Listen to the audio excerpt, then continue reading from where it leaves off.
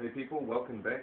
Today we're going to talk about something that I guess is going to be pretty important for you when you are looking at going on this journey. And why I'm going to explain it to you is because it's quite important that when you talk to people, you understand, this whole mentality of what I'm going to talk about. So what I'm going to talk about today is a sense of urgency. And I'm kind of going to go against the grain a little bit, and I'm going to give you my take on it. So, anyway, let's go for this.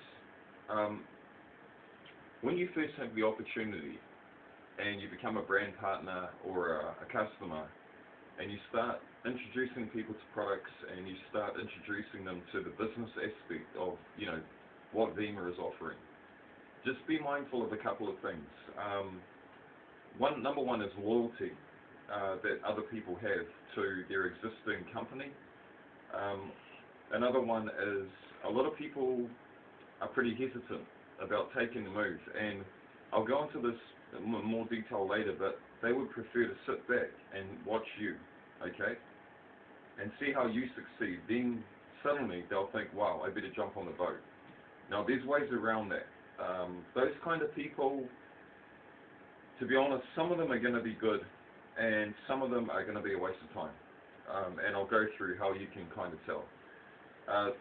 So the other thing too is, when you are contacting people, you don't need those people, okay? You've got to make this clear.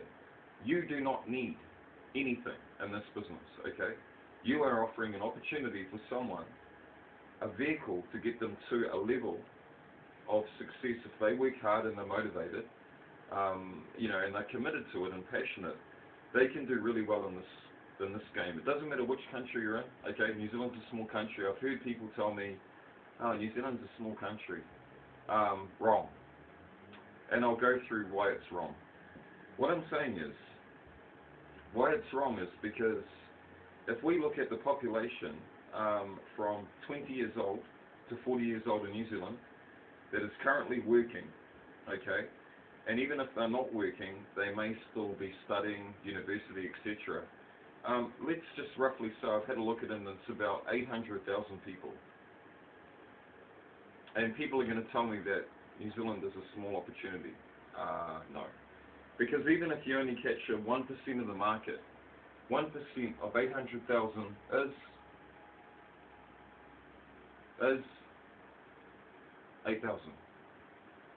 Okay, 8,000 people if you only capture 1% of 800,000. Okay, let's say we want to capture 5%. 5 8s are 40. That's 40,000 people. Now, what I'm saying is, if you can kind of tell people this and explain to them, if this opportunity is just coming into the country, okay, there's going to be hardly any competition, and if the people that you get in your team are committed and they grow this thing, 80,000 people in your team, if you're one of the first in your upline and you work hard, anyone can earn big money in this game. It doesn't matter where they start. But what I'm trying to say is, the earlier you get in, the better. So what I'm trying to say is, you've got to try and somehow encourage those people who are sitting on the fence and waiting till you do well. By the time you do well, it's too late for them, okay?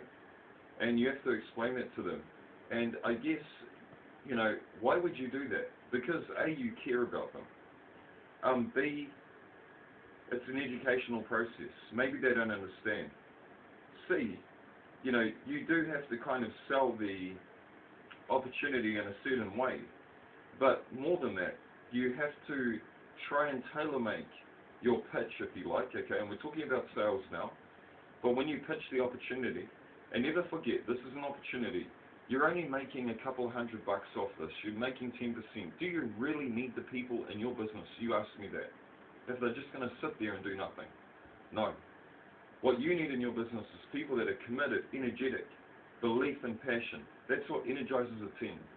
And if you get that right at the first kind of the startup stages, your business is going to grow. There's no two ways about it. But if you're the one doing all the pushing and the people you enroll are kind of sitting around here, half-heartedly involved, and they're treating it like a hobby rather than a business that it is, they're not taking it seriously. They're not going to grow the business. So Just be mindful of that. And I guess going back to why we should make it a priority for these people is because if you truly care about someone, you don't need to push them. Like I said, the game is always to keep that book open. And the book is, what I'm talking about is that people can come back to you at any time and say, Aaron, I've been thinking about your opportunity. And, circumstances have changed. I've seen a little bit about what you do. And how can I join? Okay, that is a good scenario. But if you close that book and start being rude to people and saying to them, start an argument because they don't want to come in and you get dejected, you're setting a bad precedent for your team. And you're setting a bad precedent for your future. So, have a think about this, people. When we do it, we better try and get people, I wouldn't say excited. I would say excited and energetic. But you really, have to try and let people see this opportunity in a way that it adds value to their lives. And a lot of it is about asking questions. A lot of it is approaching people slowly. I just approached a girl today, and she's working for Red Bull, and she's smashing it in Red Bull. I mean, and I thought, well, I know her very well, and she would be really good on my team. She would go really well. And I kind of held off contacting her. And I've put some stuff on Facebook, and I've kind of led up to it, and today I thought, no, this is the time. And I just sent her a very gentle message, hey, Stephanie, how are you? And if she's watching this, she'll probably be smiling. But, I think she's really loyal. I have a lot of respect for her. She's a hard worker, drive, energy, personality. She'd kill it in Beamer. However, her loyalty, and she's got ethics, so she's going to stay loyal to Red Bull, and, it's unfortunate because I really would have loved her in our team to energize it, especially when we're starting up. And she could do really well for herself. But hey, that's the way it is. But I've left the book open, and if she wants to come, or the door open, I say the book, if she wants to come and, start a new chapter, and that's why I call it a book, then, she's not going to feel like, oh, we had an argument before. It's easy for her to approach me and just say, tap me on the shoulder, hey, Aaron, things aren't working out where I am now, something's happened, what's this opportunity about? Okay, so this is what I'm saying. And try and get the people around you involved. If they sit on the fence, you've got to kind of sense whether you're wasting your time or not.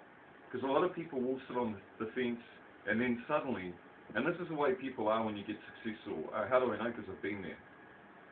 When you have a lot of success, and when you have a lot of fame is not really the word I want, but when you become popular in your circles and you're doing something passionate, you'll see a lot of people come out of the woodwork.